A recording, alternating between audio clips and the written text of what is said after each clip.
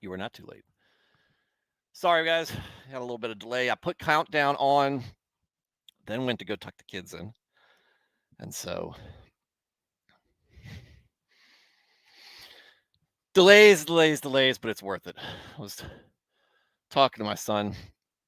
I said, if you were 10 years old, of course, he's closer to 11 now. I said, if you're 10 years old and I've tucked you in almost every night of your life, and there are 365 days in a year, how many times have I tucked you in?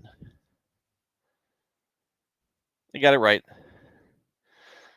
I mean, he just multiplied 10 times 3,006 or 365, but 3,600 ish would be probably right. That's a lot. That's special. Every time is special. Anyway, that get the feels out of the way. Good evening, everybody. How are you doing? My name is Stuart Davis, a humble parishioner at a small church just outside of Richmond, Virginia. I'm not a pastor, not a biblical scholar. I haven't been to seminary. I'm not trying to get you to join my church or donate to any special cause. What I'm here to do is talk about God, talk about Jesus, talk about the Holy Spirit, talk about the Bible, talk about Christianity, talk about a wide variety of different topics, issues, and current events, and give you my perspective on them, one that I think is reflective of your average Christian guy. I've been a Christian all my life, 41 years, non-denominational Protestant. I don't subscribe to any particular doctrine or denomination. I'm just in the Word daily, trying to do it better each and every day. Sometimes I'll get it right. Often I'll get it wrong. But no matter what, if you're hearing my voice, if you're catching this stream, you can count on it being my honest takes on whatever it is we're talking about. If you're somebody who is interested in Christianity, learning more about it, seeking it out, you feel lost, you're reaching out for something, get that sinking, maybe get that sinking feeling in the pit of your stomach, or there's a small voice in the back of your mind wondering if there's more to your existence than just your life here on earth. Yes. And yes, Christianity should be where you are. Jesus is the answer. Jesus is divine. But how do I demonstrate that to you? What proves it to you? Because you can look on Instagram, TikTok, Facebook, YouTube, whatever. You get these short clips where they say, "Did you know this?" Or, "Hey, if you're feeling this way, just do this." But it's all contrived, professionally done, scripted. Doesn't feel real, doesn't feel honest to you. Even though the message might be, or it might not be. How do you know? That's where you need to, that's where,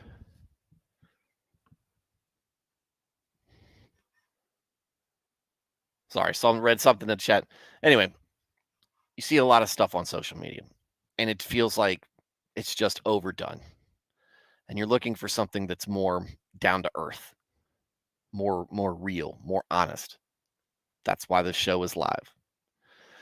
Maybe maybe you're worried about hearing from a pastor because you think that's his profession, that's his job to do this stuff. It's what he gets paid to do. Of course he's gonna tell you about it from that perspective.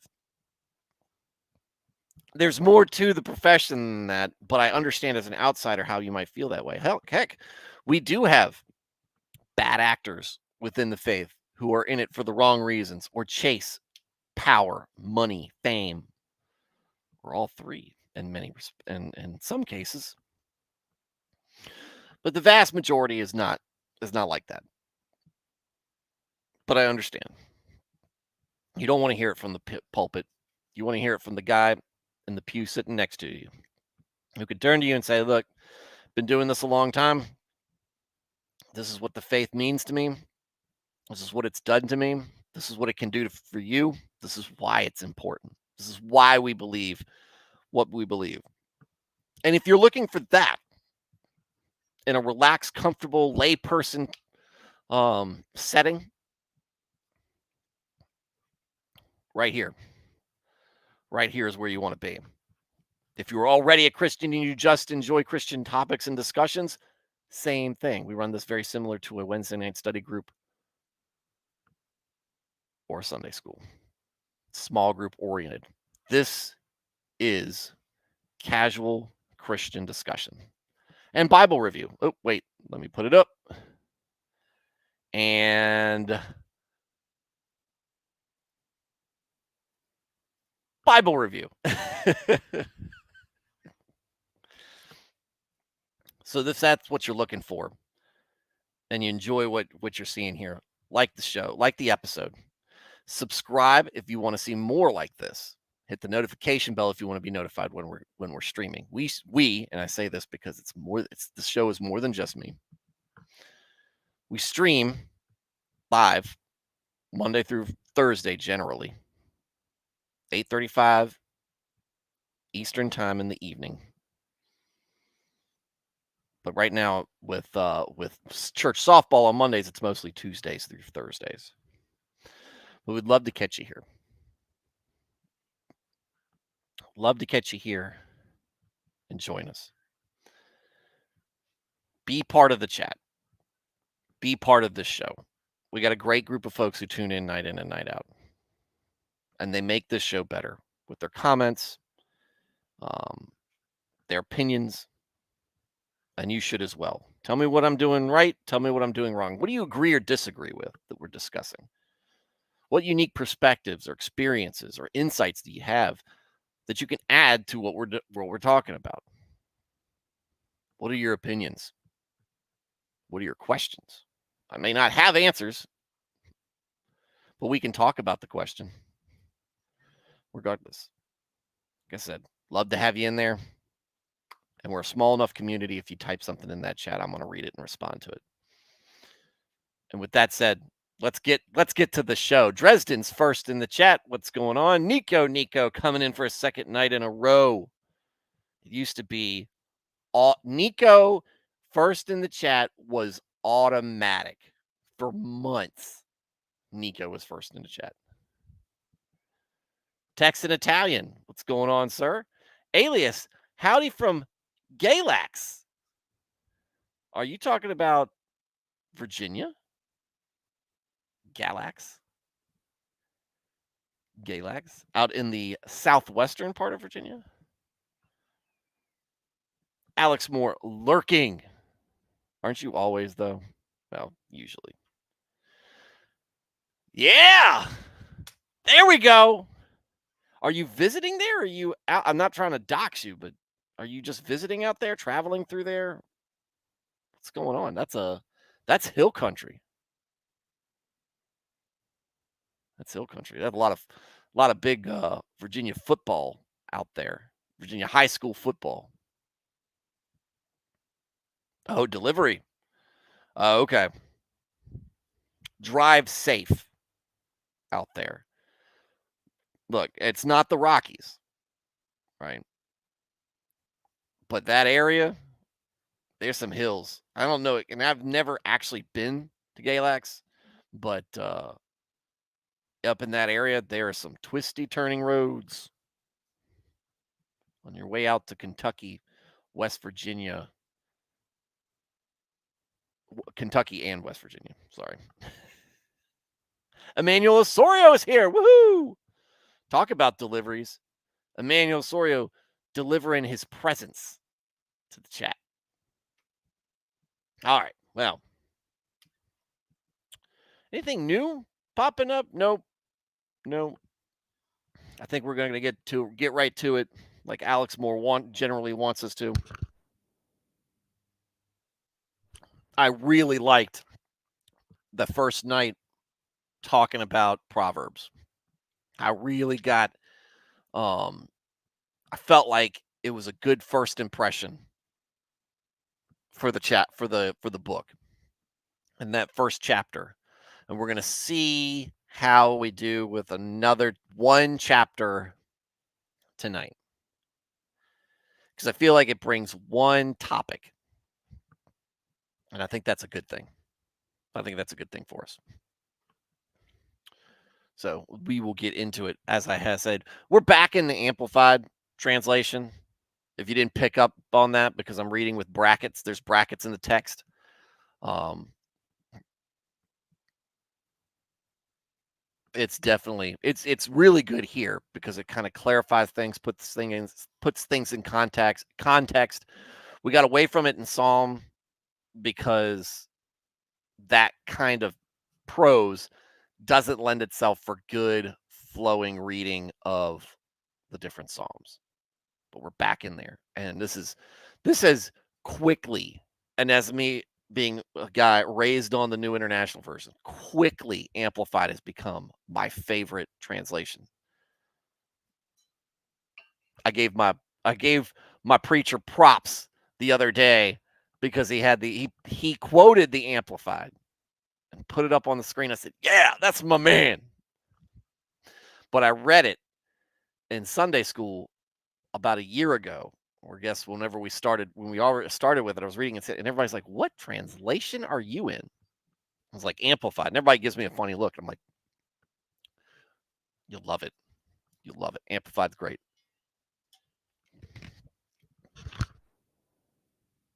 All right, get that out of the way. Proverbs 2. The pursuit of wisdom brings security.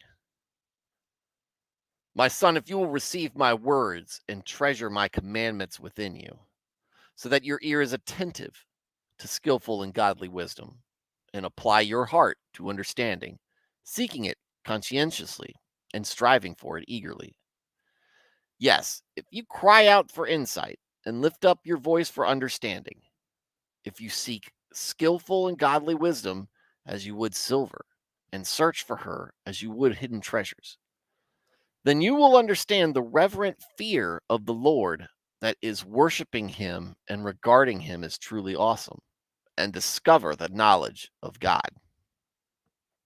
For the Lord gives skillful and godly wisdom. From his mouth come knowledge and understanding.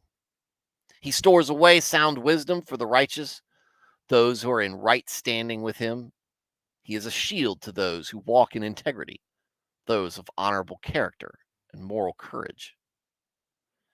He guards the paths of justice, and he preserves the way of the saints, believers. Hey, perseverance of the saints.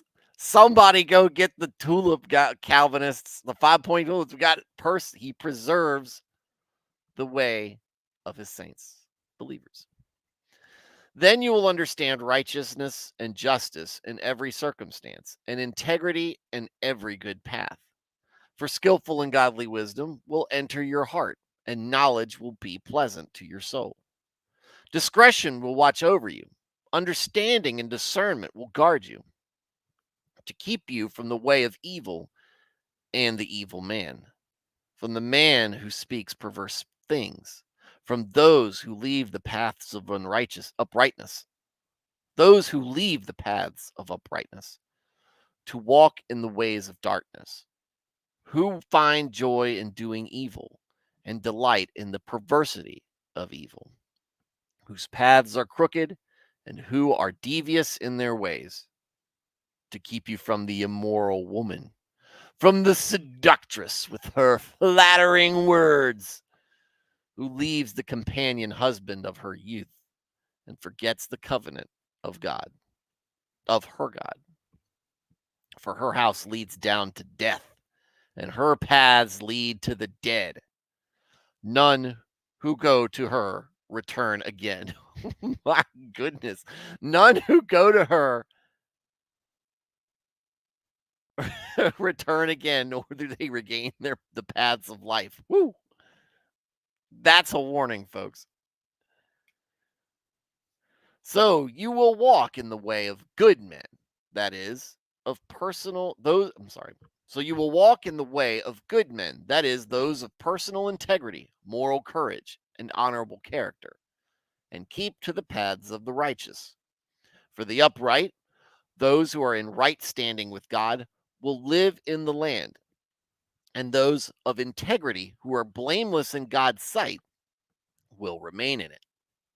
But the wicked will be cut off from the land, and the treacherous shall be forcibly uprooted and removed from it. Hey, what's going on, Octavia? Live from the internet, live from YouTube. How's it going, Octavia?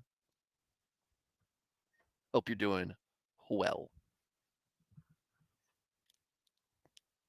So, um, where was that? Oh, uprooted and removed from it. Emmanuel, yeah, I know you were gonna you were gonna your ears are gonna perk up at that one part. But here we go. The pursuit of wisdom, right, never stops. But it's something that I talk to my son about often. Stuff that I talk to my daughter about often. Stuff that my youngest daughter who can't understand and even know right now, even the word no, trust me. She can't even understand that.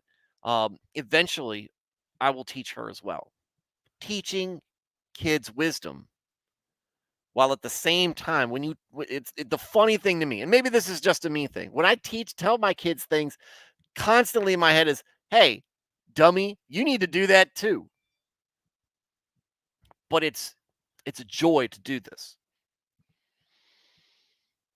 because while I'm trying to coach myself day in and day out,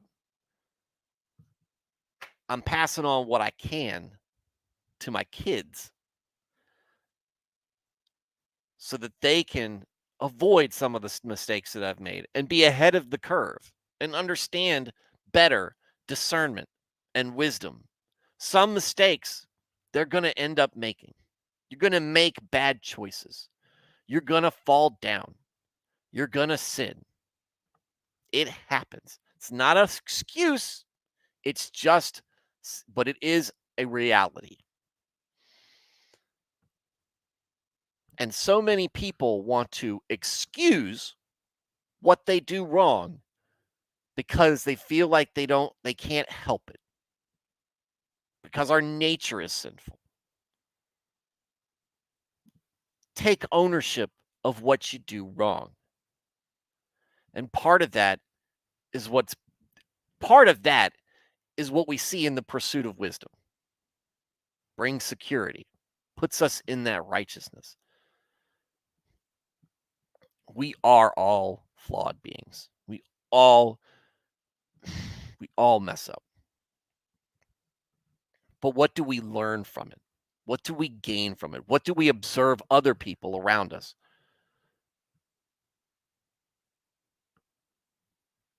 What do you figure out? Let's go through this a little bit and see a little bit more of what the King Solomon has to share with us. Start off at the beginning. Son, if you receive my words and treasure my commandments within you, so that your ear is attentive to wisdom and apply your heart to understanding. If you cry out, but here, seeking it conscientiously and striving for it eagerly. I don't know if this is. I'm trying to remember if this is kind of a recurring thing, but this is Solomon, a man who has been granted wisdom.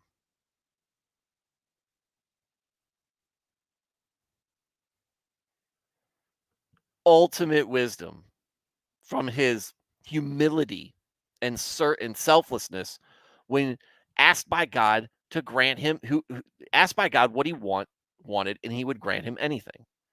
He asked for knowledge or the strength. Let's go. In fact, let's go. Let's do a little history lesson here since we've got time. We're only 24 minutes in.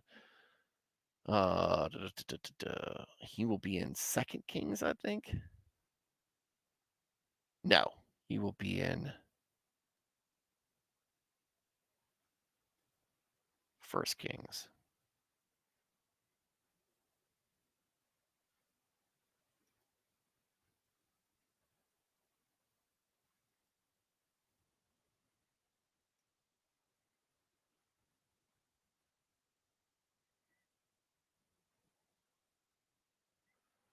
All right, now I'm one back, I think.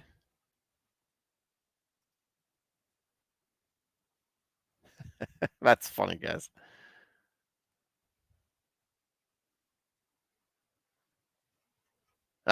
Here we go. All right.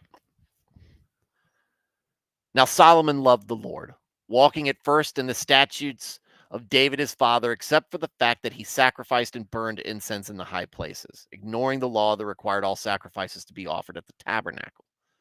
The king went to Gibeon near Jerusalem, where the tabernacle and bronze altar stood, to sacrifice there, for that was the great high place. Solomon offered 1,000 burnt offerings on that altar. In Gibeon, the Lord appeared to Solomon in a dream that night. And God said, "Ask me what I shall give you."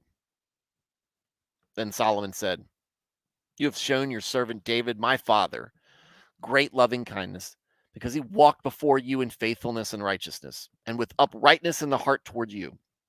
And you have kept for him this great loving kindness, and that you have given him a son to sit on the throne, as it is today." Talking about himself. "So now, O Lord my God, you have made your servant king in place of David my father. And as for me, I am but a little boy in wisdom and experience. I do not know how to go out or come in, that is, how to conduct business as a king. Your servant is among your people, whom you have chosen, a great people who are too many to be numbered or counted. So give your servant an understanding mind and a hearing heart with which to judge your people, so that I may discern between good and evil. For who is able to judge and rule this great people of yours?" Yeah, just ask Moses. "For who is able to judge and rule this great people of yours?"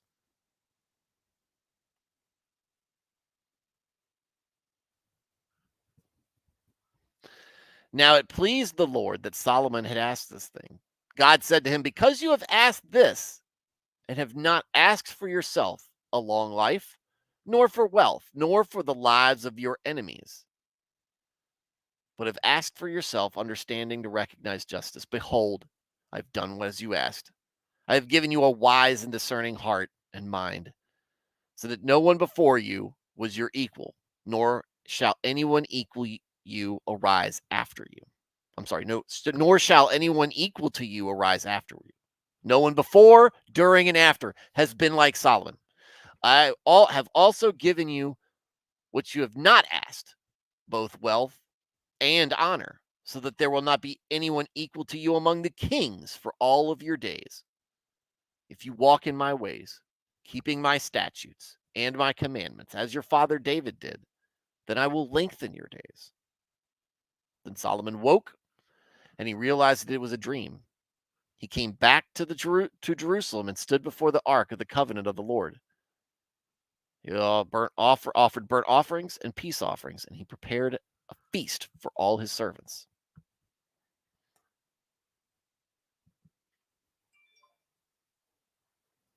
Vertex said, "Hey, it's the stew way," as Stuart walks his way through the word, and people in chat give their comments as we all grow closer to God. All of us. All of us.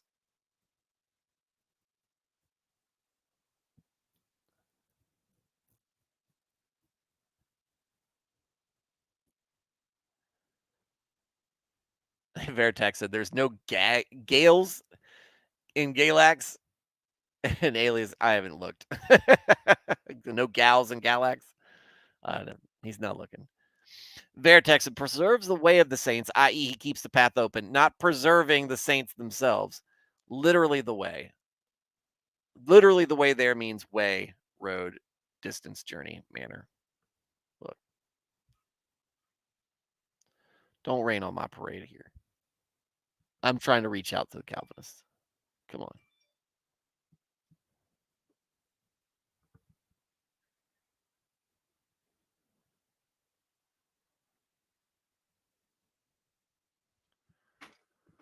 There we go. Back to Proverbs 2. So this is Solomon talking to us and throughout Proverbs. This is a man who has been granted great wisdom from who he is as a person, but also looking back on mistakes he made.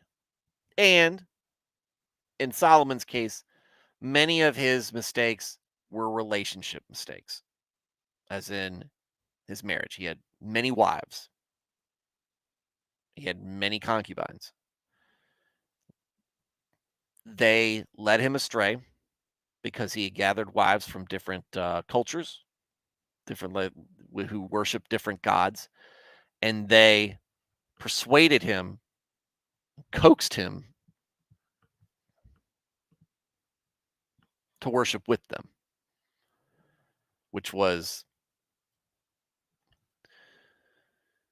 part of what led to a big part of what led to Israel splitting between Israel and Judah.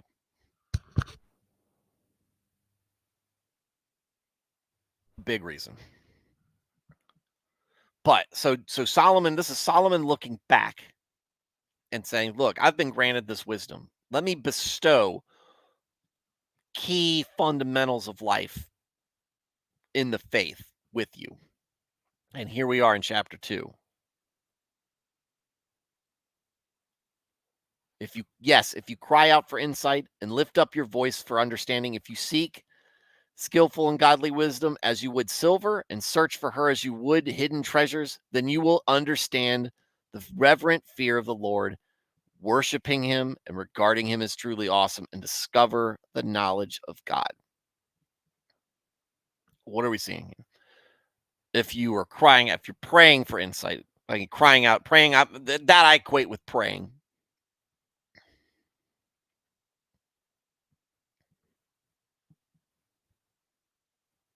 Left-handed me is a little dyslexic. No, I did not. I did not know Hebrew is read left to right. Or I'm sorry, read right to left. Um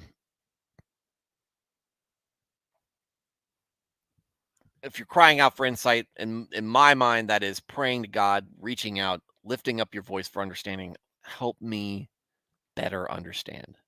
If you seek skillful and godly wisdom as you would silver, if you pursue it the way that you would greedily pursue material gain, precious metals, stuff like money, currency, wealth,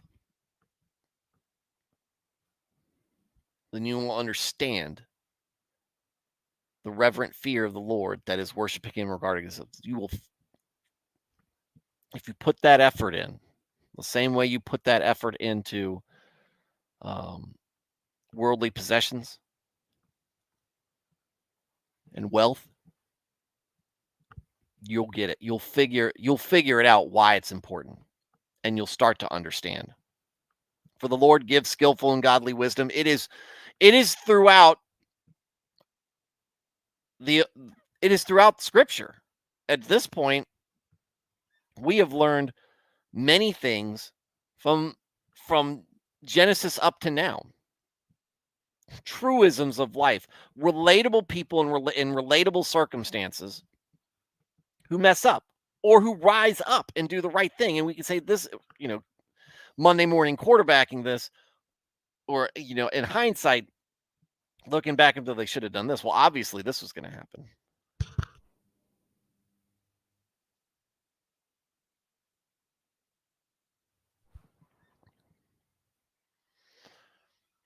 And Veritax says, and how appropriate that he writes the book that follows, Ecclesiastes. We think knowledge is power and noble, but Ecclesiastes, all of it is vanity. Well, we'll get into, we'll explain what Ecclesiastes is basically doing. But wisdom is more than just knowledge. It's more than just power. The word that keeps popping up through here is discernment, which I think is a great pairing when we're talking about wisdom. Discerning what is right and wrong, discerning what is just and what is unjust, and seeking that out. God stores away sound wisdom for the righteous. For those, and when he says righteous, he means those who are in right standing with him. He is a shield to those who walk in integrity, those of honorable character and moral courage. He guards the paths of justice, and he preserves the way of the saints, believers. This is not this is not prosperity gospel. This is not a guarantee of physical prosperity. What it is is a guarantee of spiritual prosperity.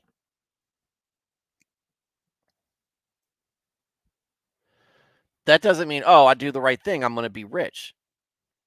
I'm going to have lots of money. I'm going to have lots of success professionally. No. I mean, you could.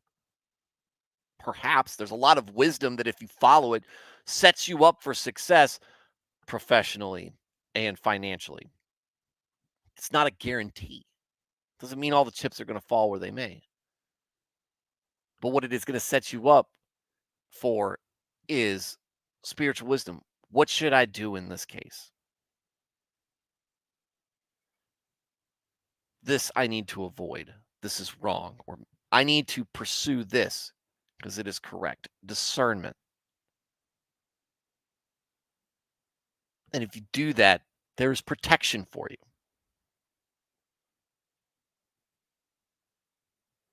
Stores away sound wisdom for the righteous. Doing his.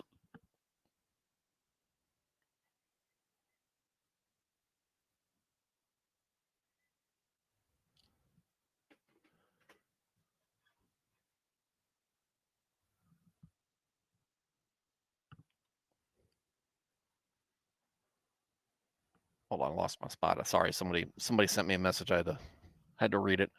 Um, stores away sound wisdom for the righteous.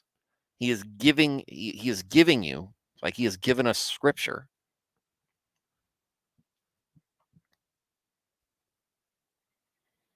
knowledge, a path. We talk about preserve the way of his saints, and Veritex talking about a path. Scripture provides us with a path or a light to shine down on the path. However you want to put that metaphor together. He is a shield to those who walk in integrity. If you've never seen the movie Son of a Woman, it's a great movie. It's one of my favorites. I'm Robert De Niro, not Robert De Niro, Al Pacino. However he is in his personal life, is an amazing actor, and it is one of his best movies. And what he says there, when he's talking about Charlie and Chris O'Donnell. Yep, that is Chris O'Donnell. Because Chris O'Donnell is Charlie, and he's talking about Charlie in the back in the last speech. Charlie, soul is intact. Because Charlie did what the movie is portraying was the right thing to do. He didn't rat on his friends, but not a snitch.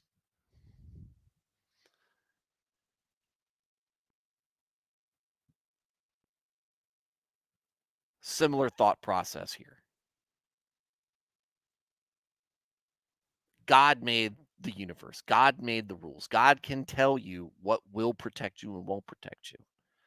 It gets a little meta trying to think about it, at least the way that my brain is turning it over. When we talk about a shield,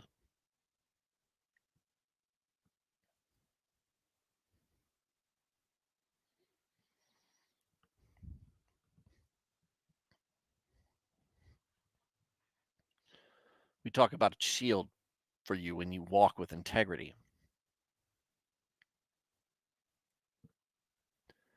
Your integrity shields your soul. Then you will understand the righteousness and justice in every circumstance and integrity in every good path. Follow up like that.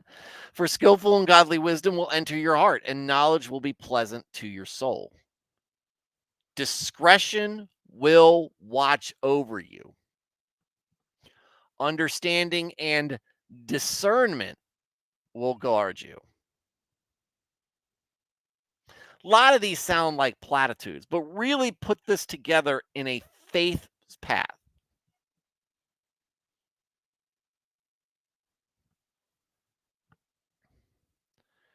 He was given wisdom, Thad. That doesn't necessarily mean he acted on it.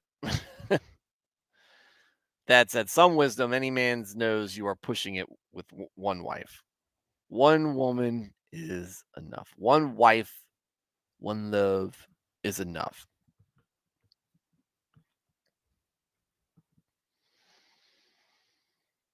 Ask Abraham and all that trouble. Um, and again, like I said, discretion will watch over you, understanding and discernment will guard you. It sounds like a platitude. Think about this from a spiritual standpoint, though. What are we constantly under attack? When do we slip up? When we forget, when we ignore, when we aren't discreet, when we ignore our understanding and discernment because we're so busy chasing after what we want, what we desire, what will make us feel good in the moment.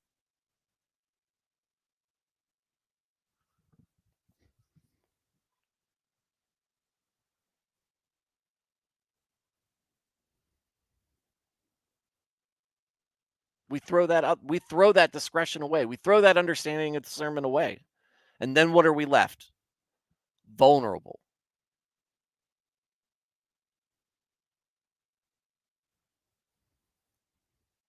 open,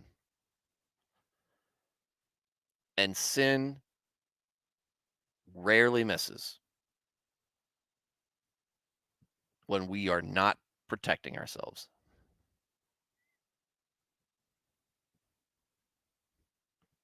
And yeah, maybe this feels like a guilt trip, but maybe guilt's not a bad thing.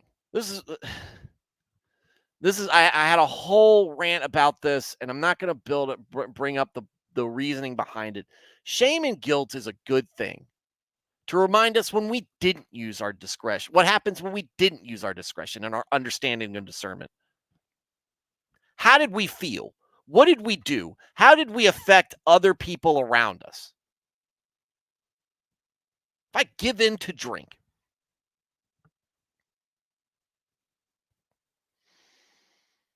I am hurting myself physically, hurting myself spiritually, probably.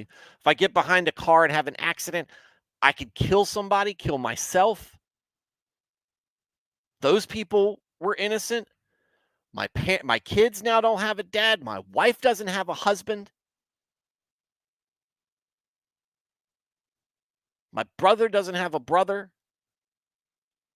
My parents don't are down one kid. My friends are missing me. All of that. Maybe I'll serve as a lesson so that they don't do that thing. My decision,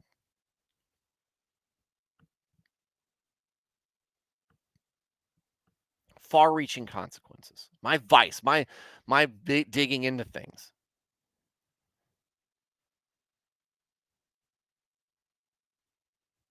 They should go when people use sign language. That's when it's a problem. What are you talking about? um, but yeah, it's shame and guilt is good as a mark as a marker, right? I agree with you, Emmanuel. Um, as a reminder to us, we don't want to feel like we felt when we did that. We don't want to do to others or ourselves. Self, we, we don't want to do to ourselves or do to others what we did when we ignored it. And most importantly, on top of all of that, because never keep the main thing. We don't want to do to God what we did to him when we took ourselves, a creation that he gifted life to, and dirtied it with sin, corrupted it with sin.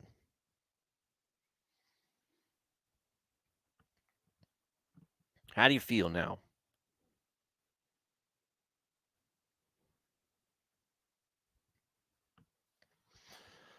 The Pope will tell you that everybody's good, that people are good. People can do good things. Plenty of us do good things. And maybe the um the way that we understand it as understand goodness and the way that we understand it biblically are different. But that's not something that you just go and say. There is goodness in the world. There's much evil.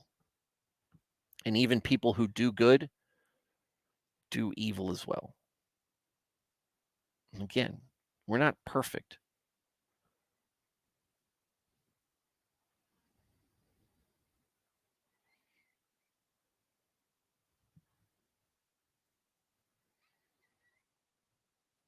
But we can improve.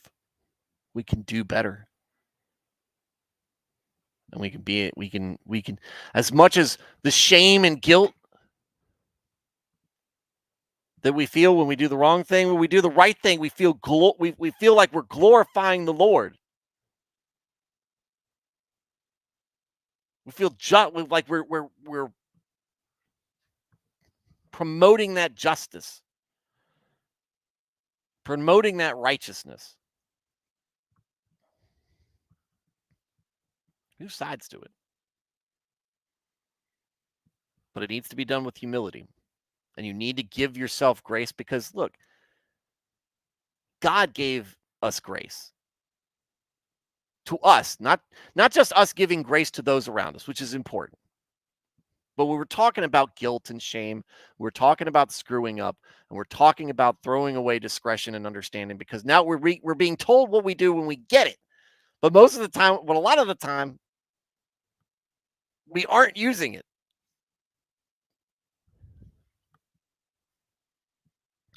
God gave us grace. Don't throw that gift away. He gave you grace. He didn't give you a blank check to just do whatever the hell you want to do. That's not what that is. He gave you grace to fall down and be picked up.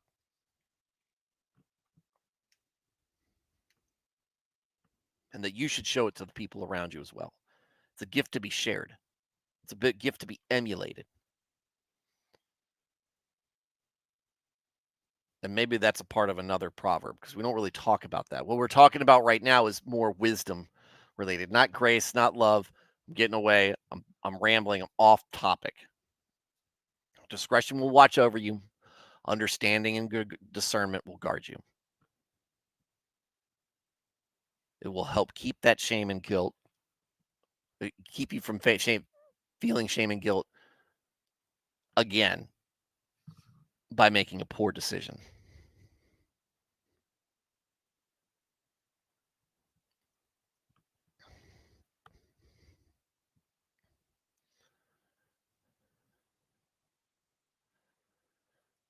That Solomon boy didn't have a minivan, AC, refrigeration, or the internal combustion engine. No, just had a lot of wives and concubines and a lot of kids. Steve said, I was just talking to someone yesterday about this. Veritex said a certain type of shame and guilt is self-awareness and embarrassment, but shame and guilt can also be negative if it is used to manipulate others. Yes. Yes. Now, shame and guilt used to manipulate others for personal gain, bad. Used to manipulate others because you're trying to get them to come back to Christ. Could you argue that that's a good thing? I would. I would. You don't want that to be the sole reason. You want that to be just extra motivation. Or maybe use it as a slap in the face. It's like, hey, you, are you paying attention right now? Because a friend of mine brought up a very good point. Brings up a very good point. It's something that I believe in myself.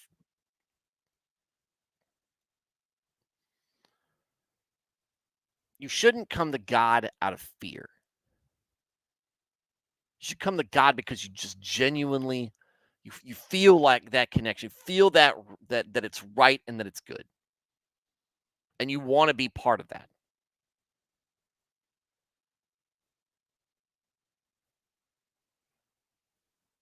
But at the same time, there are distractions out there. There are impulses. There are opinions that can get in the way. And sometimes somebody just needs to walk up and slap you and get your attention and be like, hey, you know what you're doing? I've needed it. I know other people need it. And it's not a literal set slap in the face, but we're talking about this. Somebody going, hey, don't you feel guilty about that? What? What do you mean? Shouldn't you feel like this after doing X? Oh, oh. Posted a meme on Facebook. Hold on. I got a lot of likes because a lot of people. Um, I got a lot of likes because I think a lot of people saw it in me. Hang on. Let me pull.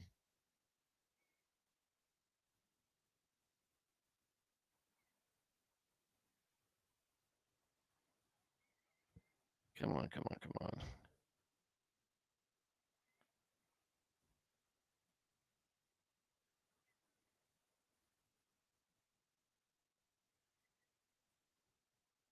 There we go. God knew I'd be too powerful if I could pick up on social cues.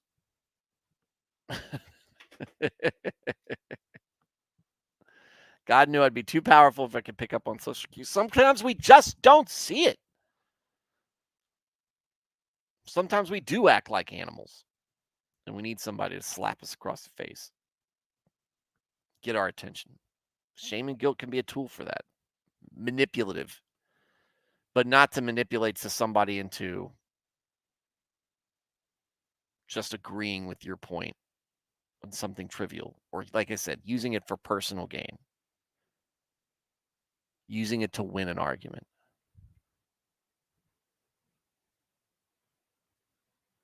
Got an argument with somebody online. This is probably 10 years ago on Facebook.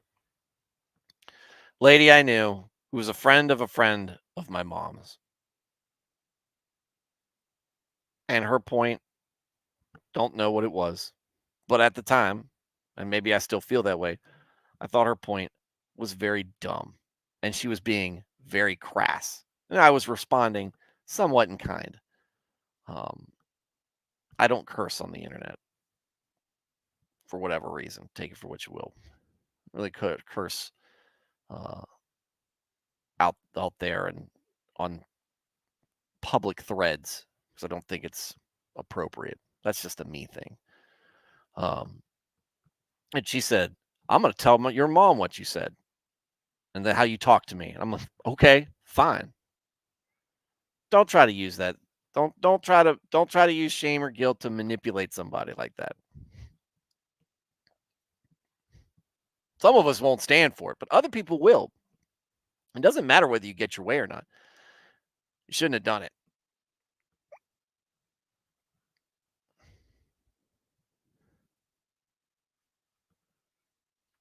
Like, read me the good book and distract me from why I'm not streaming. Why aren't you streaming? This is not time yet. Are you not streaming tonight?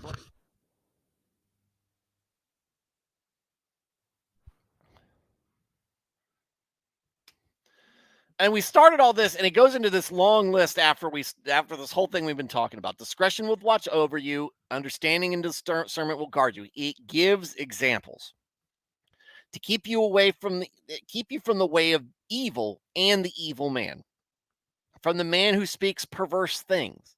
So guys who do bad, scoundrels, rapscallions, rogues. Um, the man who speaks perverse things that are wicked in the eyes of the Lord. Maybe we're talking about you know, a sexual thing. Maybe it's just, or maybe it's something that doing to your body, doing to other people. Perversity is not always sexual. Perversity is corruption. In fact, let's look up the definition of perverse.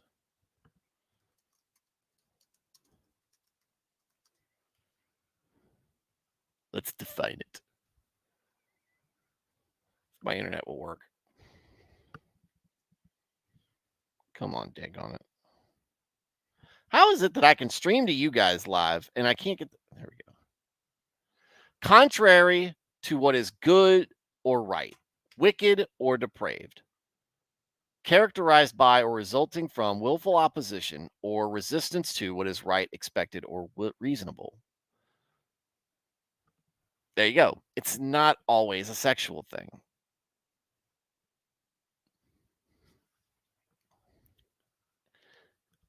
The ways of evil and the evil man and the man who speaks evil. It'll protect you from those who leave the paths of brightness to walk in the ways of the darkness. I'm in a good position. I am purposely walking away from it because whatever reason. We all know folks who have done this. It is a sad story. It hurts. I feel like it hurts us thinking about it.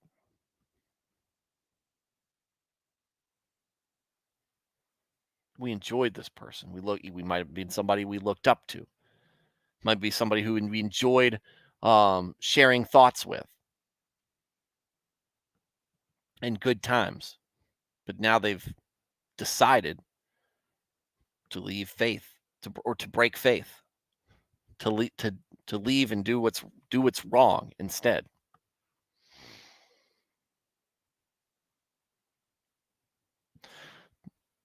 Protect you from those who find joy in doing evil and delight in the perversity of evil. Kind of a reiteration of what, but people who are happy about it, people who enjoy doing that. We see this. It's all over the internet. And we don't know if they get actual joy of it. Maybe they get joy of it in the moment. And they feel like crap afterwards, but they just want to make sure that everybody knows that they don't feel guilty about what they do, no matter how bad they feel on the inside. You're not going to tell me what I do is wrong.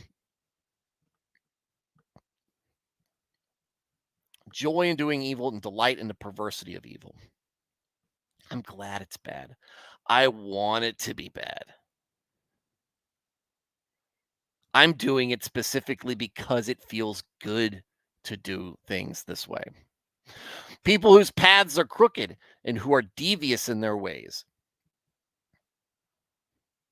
And here it talks about this almost feels like it's personal with Solomon. um which is funny because his mom does this to his dad. Well, take that back. We don't know that for a fact. All we know is David saw Bathsheba and he was smitten with her and he called her up. Does not say anything about her seducing. So let me retract. Let me repent. I am sorry. I don't know that. And it's probably according to scripture, there's no indication that it had this way. So I'm not going to bear false witness against the mother of Solomon over this. but she was married and they did have an affair.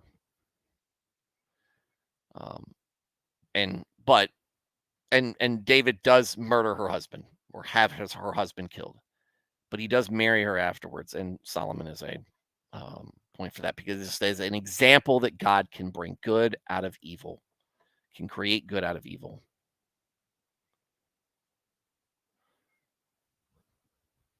Is my chat not working or are you guys just quiet? Because it's been 15 minutes since y'all said anything.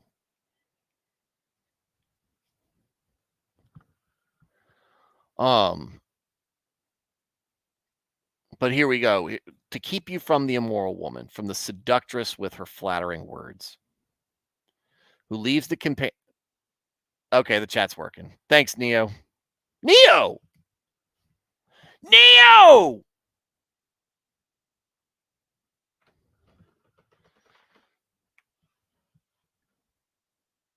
Haven't seen this dude in a year, Neo?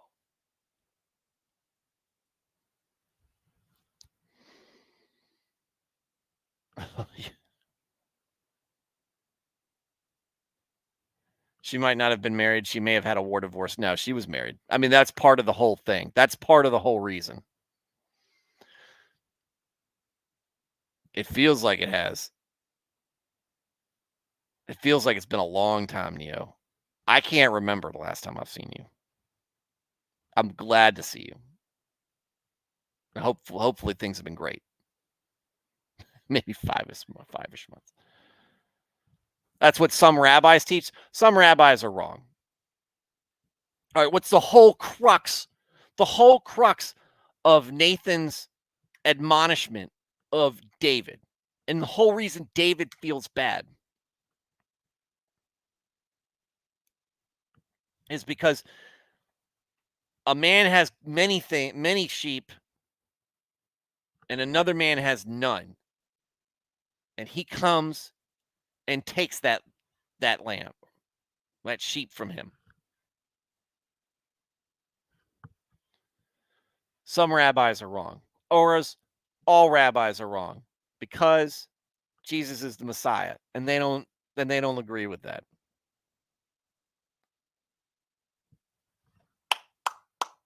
Been busy with the kids and work, but yeah, in the process of being blessed with a third child. I'm glad to be back. Good to hear. My third child just turned 1 year old the other day, so good. Yeah. Only the rabbis that read left, right.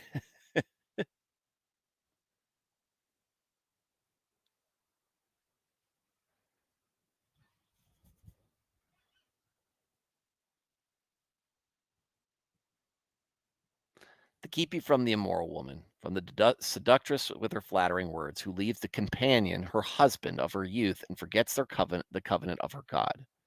For her house leads down to death, and her paths lead to the dead. None who go to her return again, nor do they regain the paths of life. There's more to this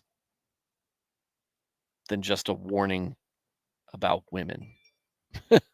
Warning about, and not necessarily women in general, specifically women who are married, who are reaching out and trying to lure you in.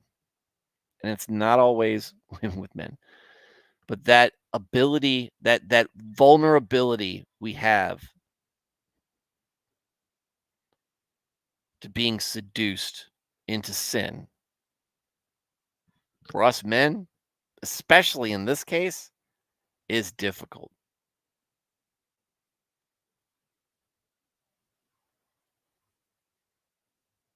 Try pulling yourself out.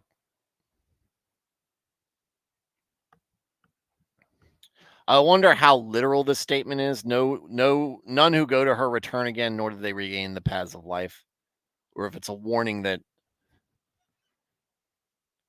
if you give in and y'all go and y'all give in together, the likelihood of you guys coming back is nil. This has been something that's been brought up to me before when I've had my arguments, which have changed my mind about being unevenly yoked. Getting involved with a woman who is not a believer, which was my wife when we started dating. When we got married, wasn't and for a few years after we got married, it was not till my son was a year old and we were going to church again that she fell back into she fell into the faith. Or can't fell back. Makes it seem like it was an accident, like she tripped. Oh, look, I believe in God. No, she came back.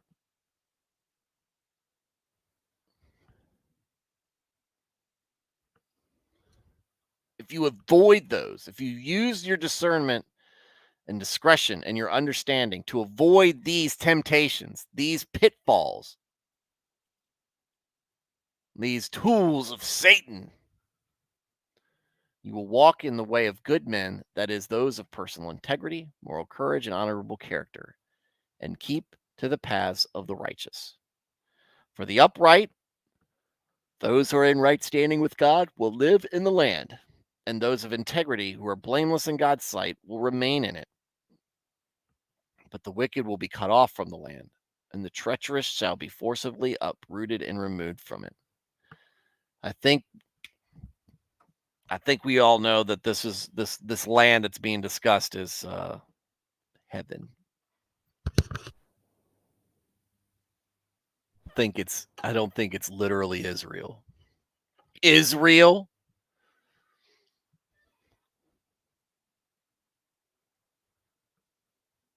Maybe the land is life. Life eternal. But we could see the wisdom that Solomon is expressing to us. And how important it is. And how great the stakes are.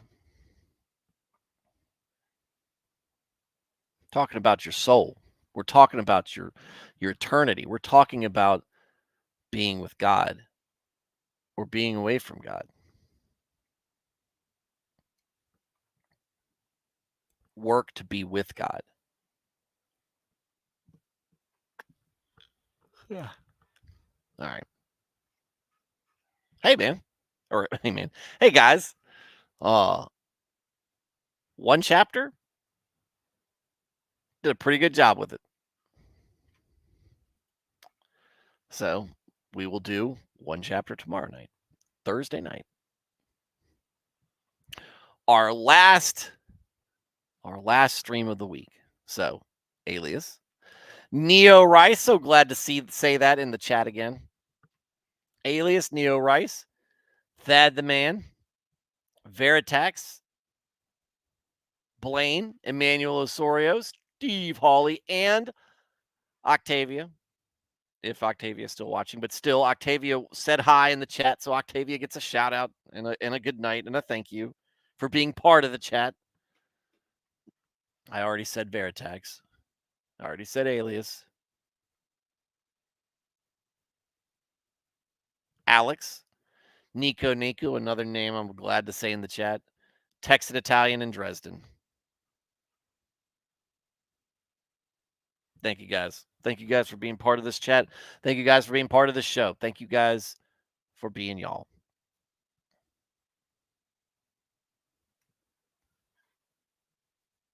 I'm glad you're here. I'm glad you keep being here. The likes generally go up. Oh, I forgot to put the poll up. I'll do it tomorrow. If you guys remind me, I'll put the poll up. I'm trying to remember what the poll was. Emmanuel says Proverbs may be small, but they are full of info and depth for what is wisdom without action, guys. Is things are easy to say, and I think that's part of why part of why Proverbs is short. It's easy to say. It's easy to distribute wisdom. It's a lot harder to pick it up and apply it. Thought this was the last stream of the week? No. The likes will come, Emmanuel. And if they don't, whatever. To everybody who is listening and not in the chat, because you can't join or you won't join, you're just trying to get to me. I appreciate you guys tuning in. Glad you're finding something that keeps you coming back. But I would love to hear from you.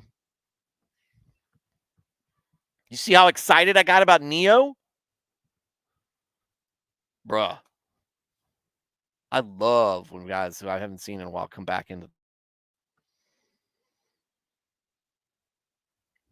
Anyway, to everybody who is missed tonight's stream and is catching it on replay, thank you for tuning in. Sorry I missed you. Hope to catch you live next time. You all have a good night, and God bless.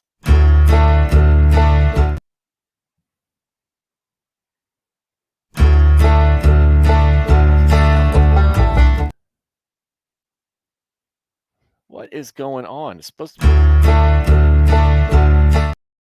Hold on. Sorry. Apparently, I have to quadruple click this icon now to get my ending out, my outro out.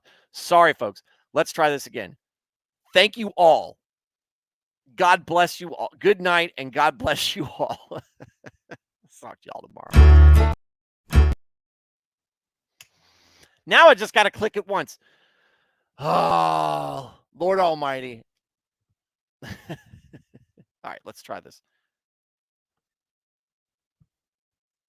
Good night, and God bless.